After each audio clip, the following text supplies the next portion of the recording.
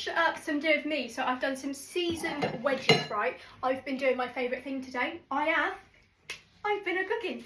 So I've done homemade battered sausages. They taste very similar in my opinion to the ones from the chip shop. I've done homemade onion rings. What else have I done? I've done the scabby bits, as I like to call them. I'll show them in a minute. So I'm gonna have a nice amount of potato wedges. These are spicy. They're like proper spicy. I kept them in the oven because I just wanted to make sure everything was brilliant. I've done homemade onion rings. I love making onion rings. So I couldn't do it for a while. I have done a whole video on how I made them.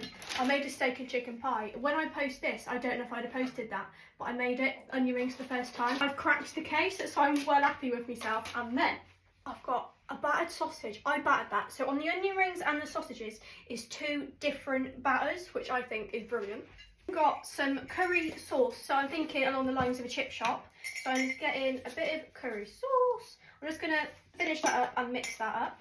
I've then got the scabby bits, as I like to call them. So this batter is the different batter. What's on the sausages is different to what's on the onion rings, but that's the same batter that's on the sausages.